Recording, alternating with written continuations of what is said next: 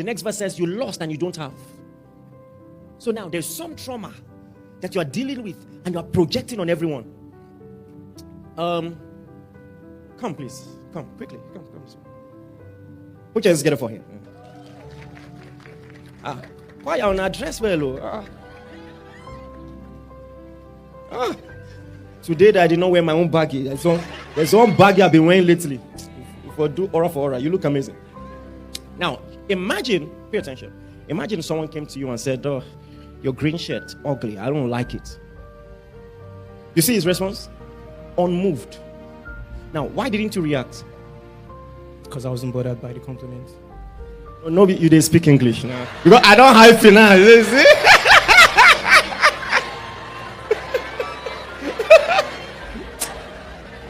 Don't worry, bro. I understand. Milk the moment. Don't worry.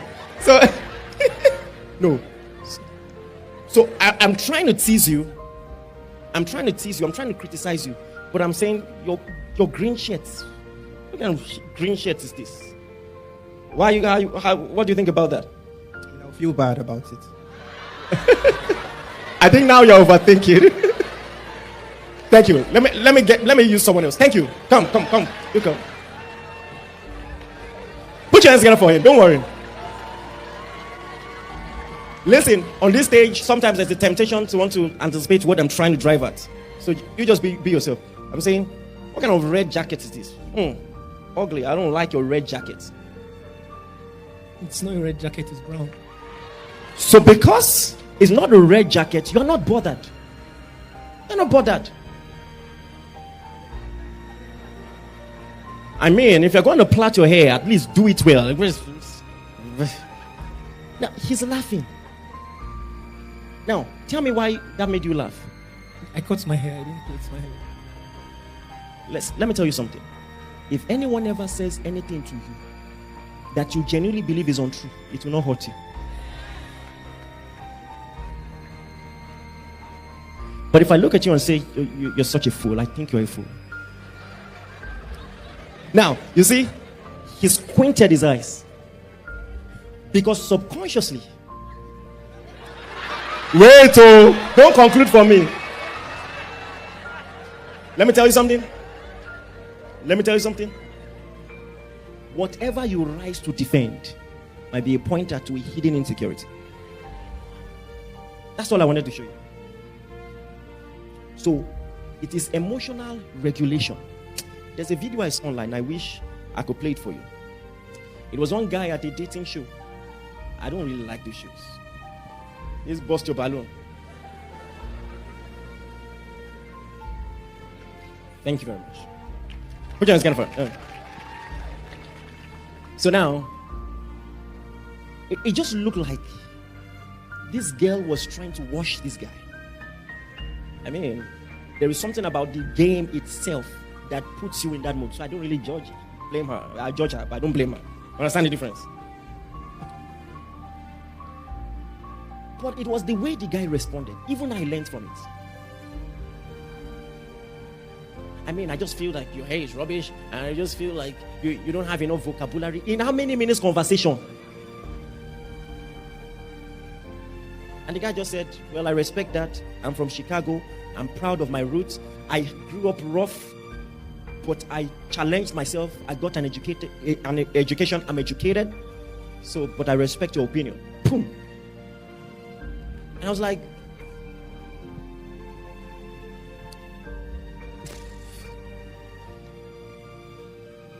so I'm like, oh man, he's more born again than me.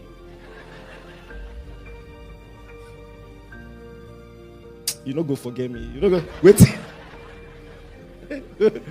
wait till I go tell you. God will say, come, let's go through discipleship again. See that? My son. No, I'm just joking.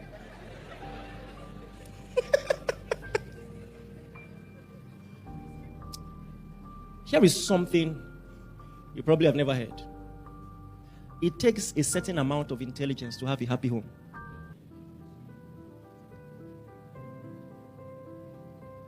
And I'm not talking book smart.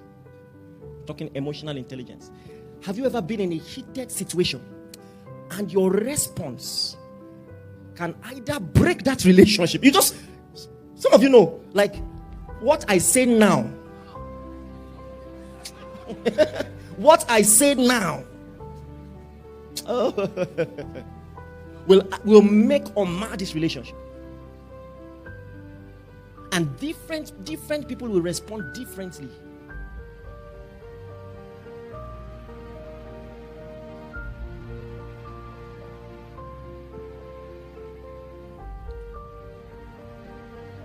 Because people only understand you from the level of their perception. So that's why even conflict resolution can be hard. Because you're trying to run through the situation. This happened. I said this. It escalated. Maybe we should have done this.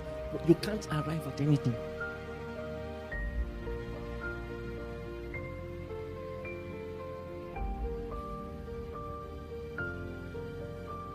And to emotionally unintelligent people, reality is optional.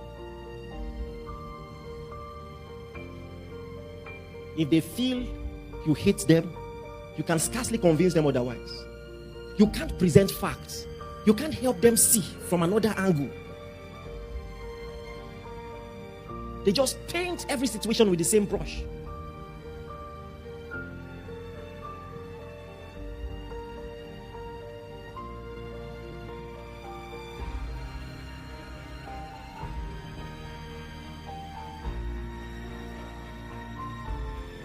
Are you listening to me?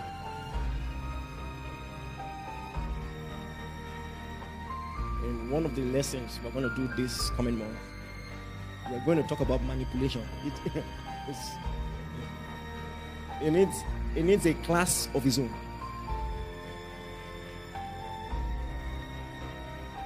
Because, let's be honest, it's the easy way out. When you're in conflict with somebody, and you want the person to know how hurt you are by what the person is doing, the easy way out is to go one extreme. Maybe threaten the person. You're in a marriage, small quarrel, just say, fine, let's get a divorce. You don't want the divorce, but you think that that's going to pain the person. What do you want? So the person will say, okay, leave this argument. Oh, yeah, sorry now. There's a name for it. It's called manipulation. And there are many people who said such a thing in anger one day, and the person said, okay. Thunder!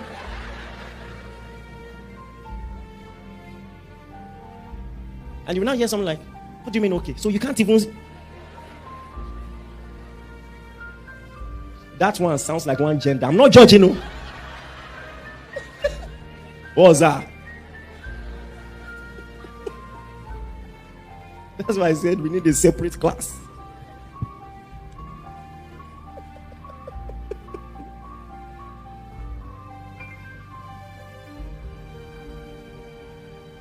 I was listening to a man talk about this. And that was the go-to response every time he and his wife were arguing. And one day he said that same thing. And his wife responded in a way that ended his respect forever. He said, all right, let's get a divorce. He said, I'm not leaving you ever. I'm not leaving you. We will fix this problem either today, tomorrow, or whenever you're ready. But this marriage will work. You see this marriage? We will work. What do we? And that, see, sometimes we respond to trauma with trauma. So because we don't want to feel taken for granted, we now pretend to the person that the marriage doesn't matter to us. Don't do that.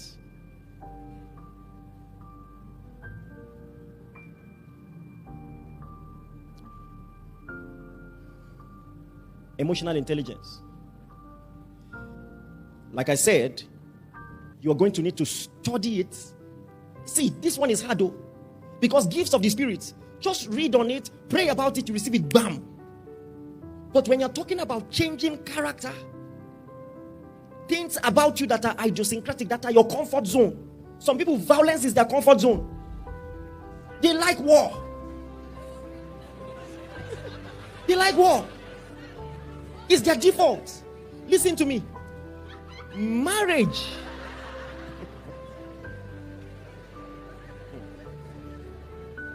Let me tell you something. If you are a Christian, when you get married, you will know. It will test you. Your fruit of the Spirit. They go squeeze and use and do smoothie. Yes. You will squeeze your agbalumo. You say, the last fruit. You know? I'm telling you. And it will challenge you to either grow or get worse. You know, there was a day.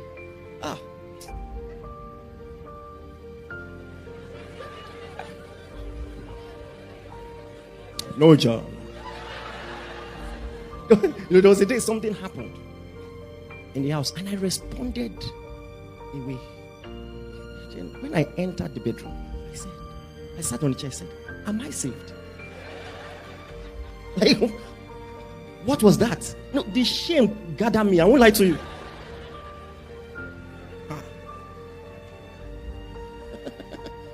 It will test your last fruit. I'm telling you. And you get the opportunity to grow or to run away. It's a part of emotional intelligence.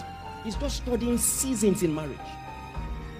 There's a book on that, Seasons in Marriage, by the same guy that wrote Love Language, right? Gary Chapman. I think it's a good book. See, what did I say is emotional intelligence? Look at the definition again and read it to me. 1 to go.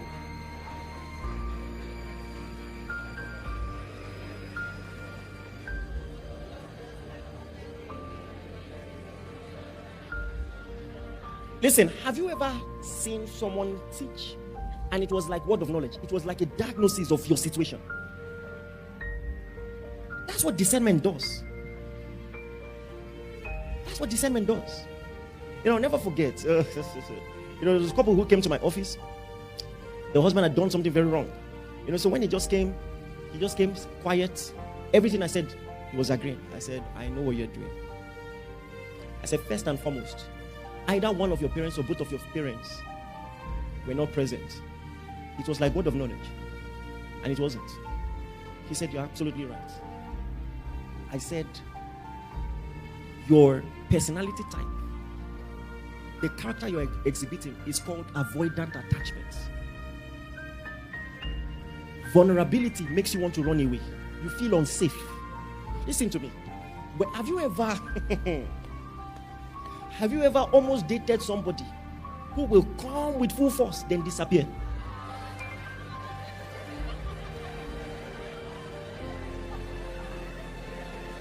They will love bomb you, text you, ask you on dates, then.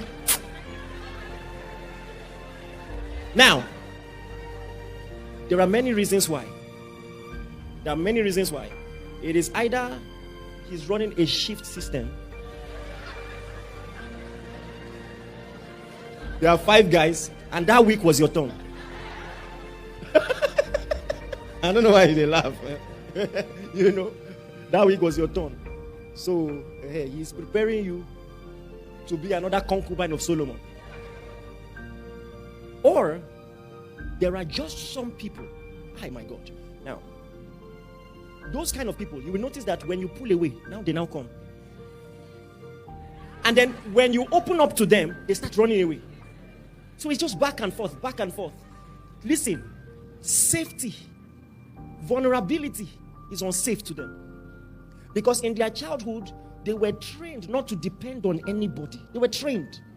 They got used to daddy not being there, mommy not being there. And to survive, to cope in life, they now develop thick skin, built walls. So when somebody wants to invade their space, they feel uncomfortable. The reason why when you pull away, they now come is because at least now they're in control, so they can measure it. When you're the one coming with full force, they don't know what to do. That one, it's a long journey to recovery. Long journey. And many times I can pick it in few seconds. So somebody who has avoided attachment in counseling, if he agree with you, I was wrong.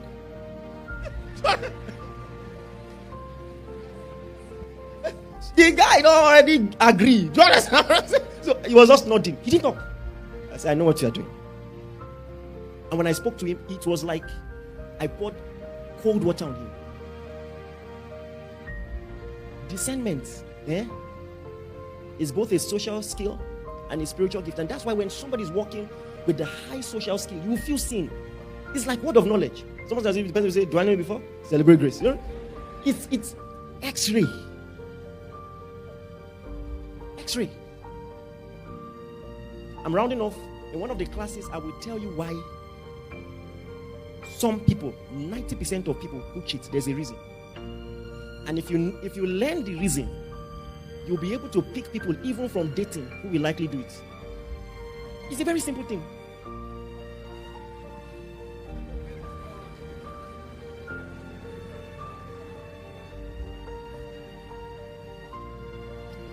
People pleasers will likely cheat.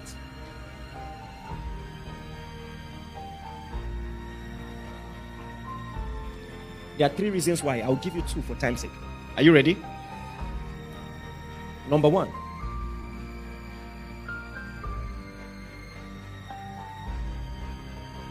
Because they are people pleasers, they are used to not prioritizing their needs. So subconsciously, they are not receiving in the relationship. And you liking them is more important than you trusting them. So if they have vulnerabilities and insecurities, they will hide it from you. And now, a lot of emotions are suppressed.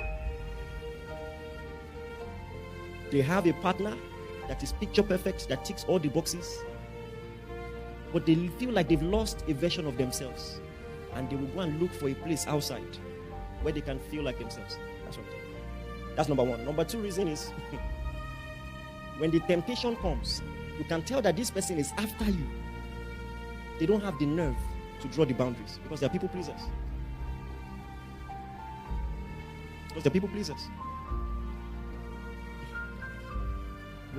That's why I don't like to touch on things. I don't know how you lured me into mentioning this. I will get deeper next time. But these are things that you can point out and fix early. So again, you can be full of the Spirit and not know this. And guess what? If you are married to somebody who has those tendencies, you might be pushing this. See, listen, anybody who cheats is never your fault. The person is, you understand what I'm saying? It's never your fault. But listen, with discernment, you can help each other out. Because a lot of women actually don't listen to men. They don't listen. We'll talk about this another time. Let me tell you something. Make sure both men and women can express themselves. Tell you exactly. Stop sweeping things under the rug. Do you understand? Make sure that neither of you is losing themselves to save the marriage. That is already setting a trap for the person. Because most of these people, the way the devil sets it up, they're not trying to replace you. It's just an aspect of themselves that they've lost. So somebody, you have the security. You're a great mom, great dad, and great everything. But somebody will just bring the spark, just the excitement. And it's convenient. See, another thing, people with avoidant attachments will likely cheat. Because ungodly relationships, unfortunately, are their comfort zone. No strings attached. Because they don't like safety. You just keep business and move on. So when you point out all those things and you deliberately start healing and do it on time,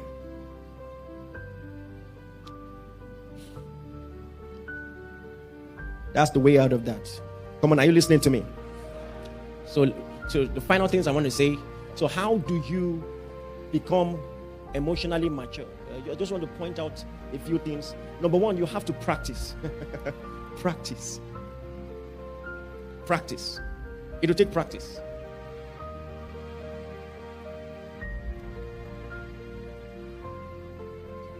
You see that thing you do? Where a friend says something you don't like and you block them for 2 weeks.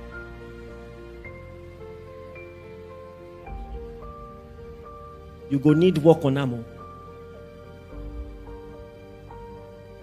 You go need work on ammo.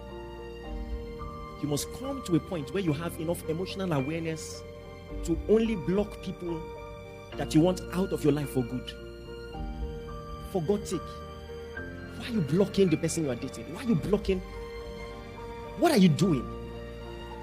Listen.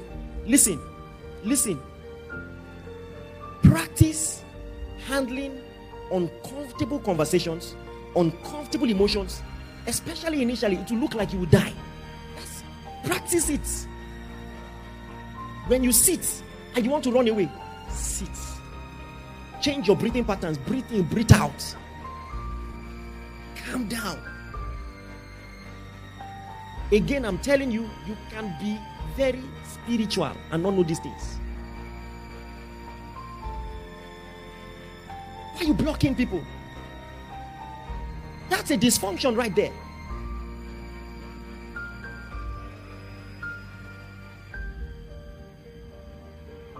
It's a convenient thing to do to escape. And if care is not taken, you will start doing that in marriage. Small thing, you just pack your load. Let me tell you something.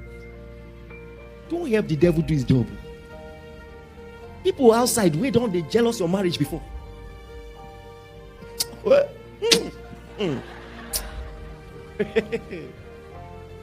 Don't make it easy for some idiot out there. Sit down and fix that situation. Talk through it. And there are ways to handle conflict resolutions. See, what happens in many marriages is this. There will usually be one person who likes to handle issues immediately. And then there will be one person who moves on by cooling off, sweeping it under the rug for a while. So now, those two people, somehow, they usually get married. Now, their problem they did.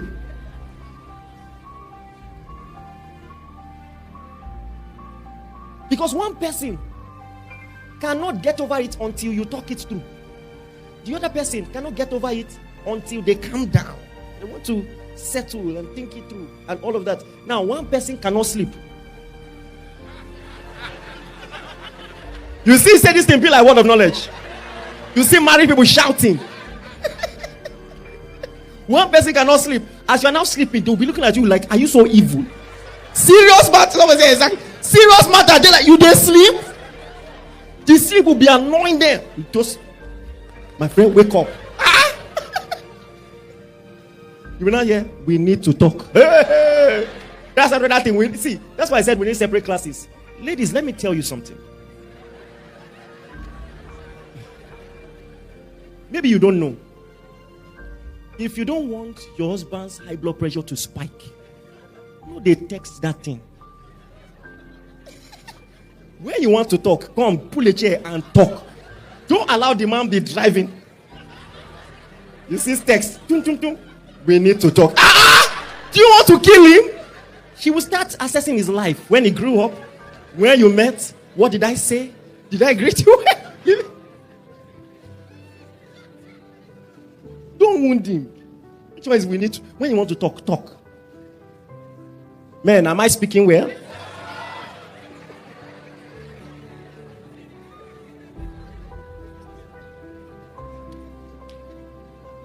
So I learned this somewhere and it really helped.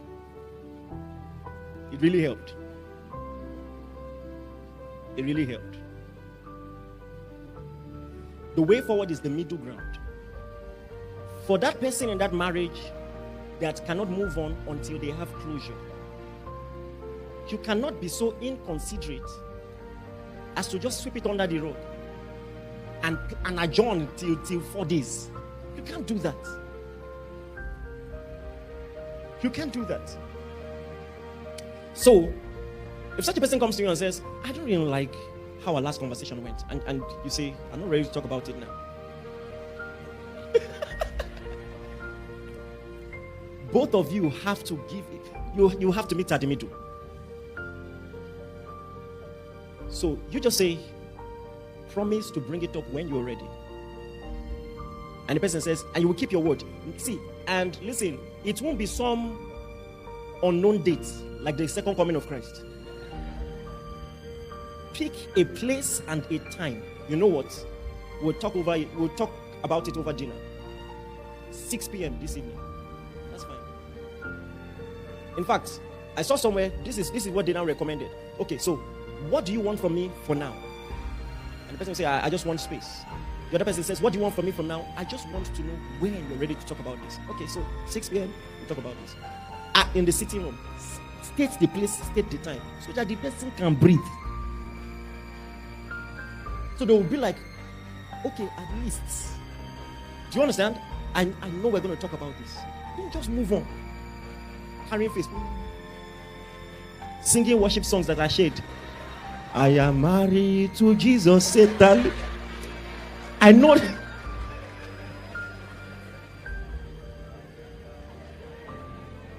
They do religious beef. Holy anger. So I said practice, time is fast spent. So I'll just mention the rest and then practice. And part of practicing, which leads me to number 2, is diagnose your trauma and deal with it decisively. Deal with it early. Deal with it early. I know you're tongue speaking, born again, and all of that. There are some personality tests you should do. It doesn't take away from anything. Go on Google, search attachment style tests. Do it. Do it. And then start working. You see, when you do stuff like that, you will understand why you act the way you act. Let me tell you something. Do you know it's even been proven psychologically that your position of birth affects the way you act in marriage? I'm counseling a couple just by their behavior. Last born, first born, middle born. I'm telling you, we'll get to that. It's part of discernment to place yourself and place people.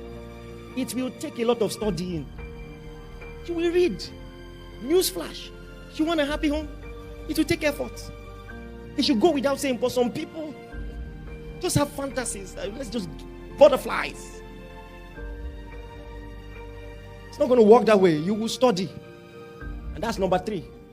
You will buy books. Invest in books. See, let me tell you something. When you understand seasons in marriage, you will understand that many people ended their marriage just at the verge of a breakthrough. Because there are some hurdles that when you cross at year 7 of the marriage, that marriage will last forever. Sometimes it's just some seasons, and some of these things are just psychology. There are stages of team building and team bonding.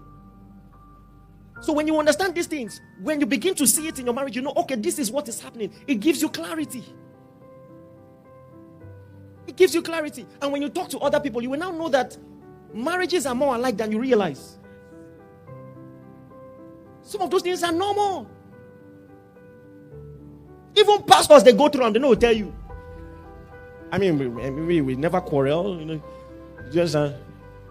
we just have very serious conversations. And when PL shares our opinion, I say, bless you. When I don't trust me, I do not trust. What is number 1? What is number 2? What is number 3? If you have not read 10 books on marriage, you're not ready for marriage.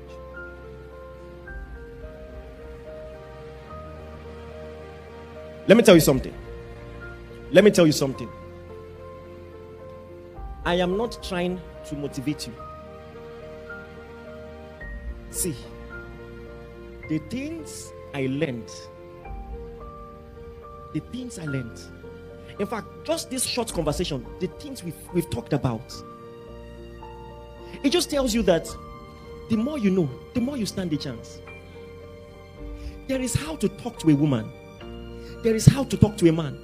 If you don't know it, you don't know it. And sometimes my wife and I are counseling people. We say, we just like, when the woman says, I said this, I already know what.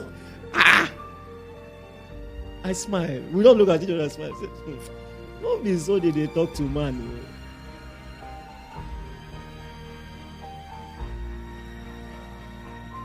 Because men accept criticism instead of being changed by it. If you call him irresponsible, he will agree with you and stop trying to be responsible.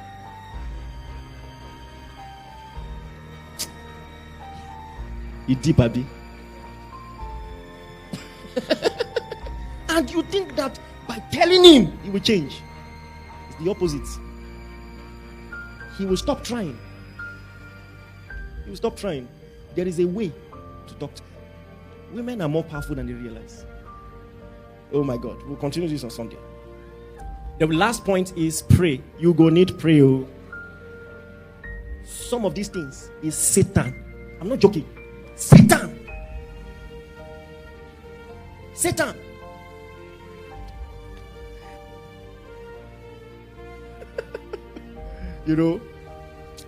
There's a pastor. Should I tell you this now? There's a pastor. When I share testimonies of Kairos, sometimes I don't like it at all, because God forces me to do things. Like when he wants me to get close to somebody that maybe normally I'm not really acting like that, he will just be aggressive about it. There was this person, our paths crossed about 3 or 4 times in 1 week. Somebody I don't want to talk to. I just sat on a plane like this. He sat by my side. By my side, in full plane. 1 hour. Awkward like this. Aura for aura. Egusi for egusi. We're invited to preach somewhere. He was supposed to preach first day with another person. I was supposed to preach third day, fourth day with another person. First day, he was in traffic 7 hours. So they moved the session. Same day as me. Now, the person who was supposed to preach fourth day with me, something happened, he had to travel. They moved him first day. Now, this is what made me know the devil is very crazy. Part of the things that made me feel like, I've tried. I ain't never talking to this person again. Is because we met somewhere. There was a training we met years ago. And there was another top pastor in this country who was in that training. So when we were talking, some 2 years ago, this other pastor said, I'm surprised you don't know this guy. We're all in this place together. And I asked him if he knew you, and he said he doesn't know you. He said he does not know me.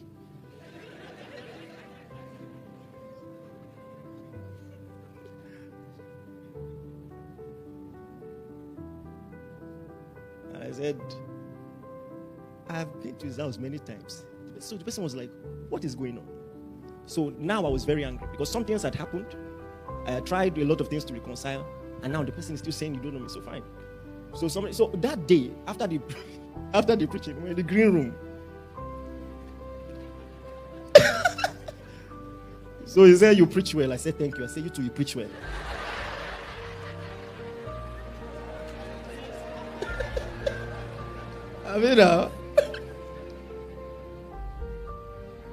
So he now says, so why aren't we close? I said, you are asking me that?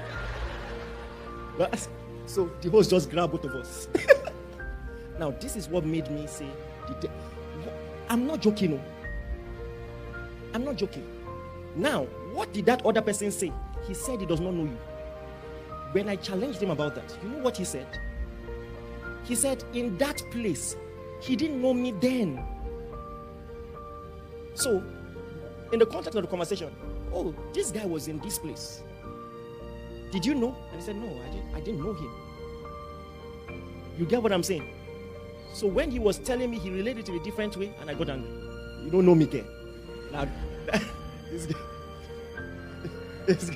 So, it's those little things. Sometimes it's the devil. I'm telling you. Sometimes it's not See, emotional intelligence has its place. Sometimes we are not ignorant of the devil's devices. We are not. We are not. It's warfare. Pray and cast the devil out. I'm telling you, pray. Don't have enough time to talk about that. But did you learn anything today? All right.